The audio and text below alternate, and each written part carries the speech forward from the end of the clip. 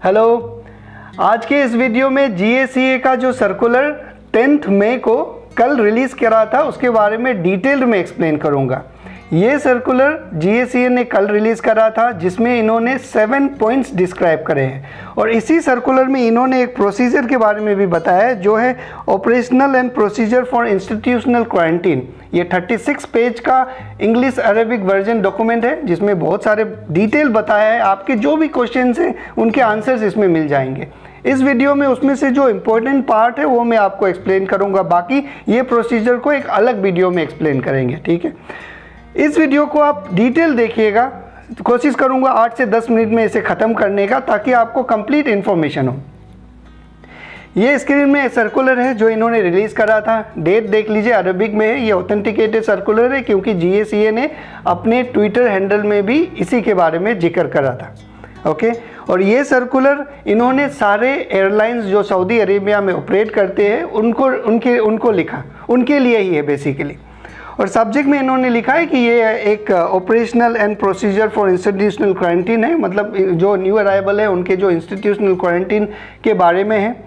और रेफरेंस इन्होंने कुछ 3 रेफरेंस दिए जिसमें से 2 रेफरेंस पिछले सर्कुलर है और एक जो रेफरेंस इनका कोई सिविल एविएशन एक्ट है। ओके, बैकग्राउंड हम नहीं पढ़ेंगे, अब सीधा इंस्ट्रक्शन में आइए। जो 7 पॉइंट मैं आपको बता रहा था उसमें से जो पहला पॉइंट है उन्होंने ये कहा है कि all air carriers intending to transport passenger to kingdom must contract with institutional quarantine।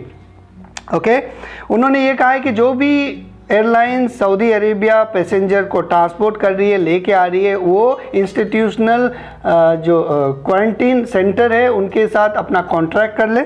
Normal सा पॉइंट है नंबर 1। उसी में उन्होंने ये कहा है कि operation and procedure for institutional quarantine जो अटैच है इसके साथ, जिसके बारे में मैं शुरुआत में बात कर रहा था, उसमें बहुत सारे डिटेल में लिखा हुआ है, वो उनके लिए है। तो ये नंबर 1 पॉइंट्स एयरलाइन के लिए है।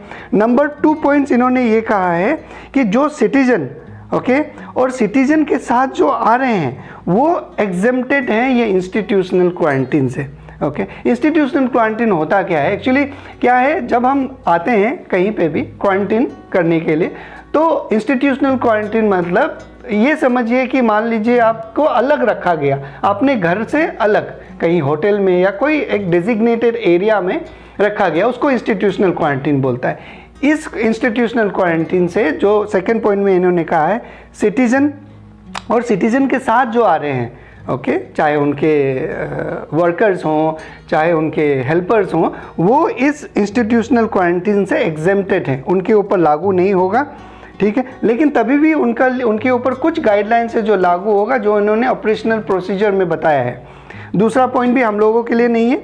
तीसरा पॉइंट ये हम लोगों के लिए एप्लीकेबल हो सकता है। इन्होंने कहा है कि जो भी पैसेंजर रिकमेंडेड डोजेस वैक्सीन ले लिया है और उनके पास सर्टिफिकेट है वैक्सीनेशन का, उनको ये इंस्टीट्यूशनल क्वारंटीन एग्जेम्प्टेड है, उनको भी नहीं लागू होगा। और वो कौन कौन से डोजेज है, इन्होंने कुछ वैक्सीन के नाम बताए हैं, 4 वैक्सीन के नाम बताए। अगर आप उन 4 वैक्सीन के 2 डोजेस ले लिए हैं तो आपको इंस्टीट्यूशनल क्वारंटीन नहीं करना पड़ेगा। लेकिन एक बात मैं और आपको बता दूं, ये आगे इन्होंने नीचे बताया है कि ये जो सर्कुलर है उन्हीं के लिए लागू है जो नॉन सस्पेंडेड कंट्री से आ रहे हैं। ठीक है, इसके बारे में आगे बताऊंगा। तीसरा पॉइंट में इन्होंने बताया वैक्सीनेशन के बारे में, जो भी पैसेंजर्स रिकमेंडेड डोजेस ले लिए, उनके पास सर्टिफिकेट है, वो उनको ये इंस्टीट्यूशनल क्वारंटीन नहीं करना पड़ेगा। कौन कौन से वैक्सीन है? 2 doses of Pfizer, okay, 2 doses of Oxford AstraZeneca, 2 doses of Moderna, okay, Moderna vaccine, और चौथा है जॉनसन वैक्सीन। ओके, ये चारों में से अगर आपने कोई वैक्सीन लिया है और नॉन सस्पेंडेड कंट्री से सऊदी अरेबिया आ रहे हैं तो आपको इंस्टीट्यूशनल क्वारंटीन करवाने का ज़रूरत नहीं है, आपके पास नॉर्मल जो क्वारंटीन रूल है वो अप्लाई होगा। 4th पॉइंट इन्होंने ये कहा है कि एयरलाइंस के लिए है, उन्होंने ये कहा है कि जो भी सर्टिफिकेट्स है वैक्सीनेशन का उसका वैलिडिटी वो इंश्योर करे। और इन्होंने जो प्रोसीजर बताया मैंने पढ़ा है, उसमें लिखा है कि उसका वैलिडिटी वो इंश्योर करे। ओके, अगर नहीं पालन किया जाएगा तो वापस कर दिया जाएगा, कुछ पेनल्टी है वो आगे मैं आपको बताऊंगा। तो 4th पॉइंट भी हम लोगों के लिए नहीं है। अब 5th पॉइंट इन्होंने ये कहा है कि ये सर्कुलर 20 तारीख, ओके, 20 मई से लागू होगा। जो भी लोग 20 तारीख से आ रहे हैं, सेल इंटर इनफोर्स ऑन बोला है, मतलब 20 तारीख से जो भी लोग 20 तारीख को इंटर कर रहे हैं तब से ये सर्कुलर लागू होगा। अगर आप 19 तारीख को आ रहे हैं तो ये एप्लीकेबल नहीं होगा। और 6 पॉइंट इन्होंने कहा है कि जो भी इस सर्कुलर को पालन नहीं करेगा उसे पेनलाइज किया जाएगा। और पेनलाइज के बारे में इन्होंने ऑपरेशनल प्रोसीजर में बताया है कि अगर सऊदी है तो उनको 200 रियाल और 2 साल का जेल या दोनों हो सकता है। अगर नॉन सऊदी है, नॉन सिटीज़न है तो उनको डिपोर्ट कर दिया जाएगा और परमानेंटली बैन कर दिया जाएगा। ओके, अब 7वां पॉइंट इन्होंने एक लिंक दे दिया है इंटरनेशनल क्वारंटीन फैसिलिटी का, जो एयरलाइंस अपना चेक करके कॉन्ट्रैक्ट कर ले। अब ये सारे सर्कुलर में इन्होंने कहीं पे भी ये नहीं बताया है कि नॉन सस्पेंडेड कंट्रीज़। ओके, हाँ बताया है, यहाँ पे बैकग्राउंड में बताया है नॉन रिस्ट्रिक्टेड कंट्रीज़। ओके, बताया है। अब इसमें कुछ ओपन पॉइंट्स है कि मान लीजिए कुछ लोग बहरीन से आ रहे हैं तो ये प्लान कर रहे हैं कि बहरीन से आ रहे हैं और ये प्लान कर रहे हैं कि कॉजवे से हम आ जाए, लेकिन उनका फ़्लाइट तो इंडिया से बहरीन का ही होगा, तो सऊदी का क्वारंटीन पैकेज तो आपको एयरलाइंस को ही लेना है, तो कैसे होगा? तो ये आप अपने एयरलाइन से चेक कर लीजिएगा। और कई लोग नेपाल में हैं अभी, अगर वो 20 तारीख से पहले आ जाए तो उनके लिए बहुत अच्छी बात है। अगर लेट हो जाता है तो उनको यहाँ पे एडिशनल क्वारंटीन का खर्चा देना पड़ेगा। अब इन सारे बातों में कुछ बात ऐसा है जो प्रोसीजर में बताया गया है। ओके, वो प्रोसीजर 36 पेज का है। Okay, 36 page English Arabic version है, बहुत डिटेल्ड एलोबरेटेड वर्जन है। उसमें से मैंने कुछ पॉइंट्स पिकअप करे हैं जो आपको इस वीडियो में बता देता हूँ। पहली बात उन्होंने ये कहा है कि ये जो जिम्मेदारी है इंस्टीट्यूशनल क्वारंटीन का, ये एयरलाइंस के ऊपर है और एयरलाइंस अपने टिकट में ही ये सारे चीज़ इंक्लूड करेंगे। उस एयरलाइंस अपने टिकट में क्या क्या इंक्लूड करेगा?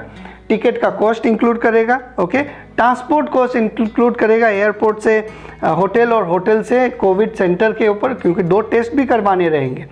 तीसरा, वो अपने टिकट में एकोमोडेशन का कॉस्ट इंक्लूड करेंगे, क्वारंटीन एकोमोडेशन का, जो कि 7 दिन का होगा।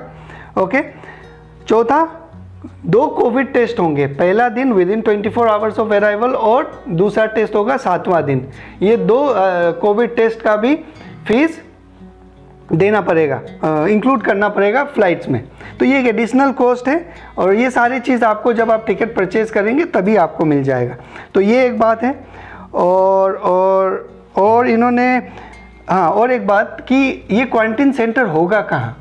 ये क्वारंटीन सेंटर उस सिटी में होगा जिस सिटी में आप अराइव कर रहे हैं, जहाँ पे आप आ रहे हैं। मान लीजिए दमाम आ रहे हैं तो दमाम ही होगा, लेकिन आपको रियाद जाना है तो उस हिसाब से सोच के टिकट करवाइएगा, क्योंकि आपका क्वारंटीन वही सिटी में होगा जहाँ पे आप अराइव कर रहे हैं। ओके, और आप ये मत समझिएगा कि मैं आ जाऊंगा और अपने घर चला जाऊंगा वापस, नहीं। इसके भी कंट्रोलिंग मैकेनिज्म उन्होंने बनाए हैं कि एयरलाइंस को क्वारंटीन सेंटर को इन्फॉर्म करना पड़ेगा कि फ़्लाइट आ गया है, अराइवल हो गया है और पैसेंजर्स आ गए हैं, और क्वारंटीन सेंटर को विदिन 4 आवर्स रिपोर्ट करना पड़ेगा मिनिस्ट्री ऑफ इंटीरियर को कि जो लोग आने वाले थे इस क्वारंटीन सेंटर में वो नहीं आए। अगर कुछ लोग नहीं आए हैं तो ये 4 घंटे के अंदर उनको रिपोर्ट करना पड़ेगा। तो ये मिस्टेक प्रूफिंग सिस्टम भी उन्होंने बनाया है। बाकी मैंने पेनल्टी के बारे में तो आपको बता ही दिया है, पेनल्टी के बारे में सोचिए ही नहीं, जो रूल उन्होंने बनाया उसे फॉलो कीजिए और अच्छे से आ जाइए। डेफिनेटली ये हम सब लोग सोच रहे हैं कि यही रोल क्या पता सस्पेंडेड कंट्री के ऊपर भी लगा दिया जाता, जो हम 15 दिन बाहर रुक रहे हैं वो यहीं रुक जाते आके, है ना। तो उम्मीद करते हैं कि जल्दी ऐसा कुछ आए। अब दूसरा वीडियो में मैं आपको बताऊंगा उन प्रोसीजर का, जो इंस्टीट्यूशनल क्वारंटीन प्रोसीजर है 36 पेज का है, उसमें बहुत अच्छे से सारे बातें लिखे हुए हैं, उसको एक एक पॉइंट करके एक्सप्लेन करूंगा ताकि आपके जो क्वेश्चंस हैं वो सारे क्लियर हो जाए। तो चलिए, अपना ख्याल रखिए। Thank you very much.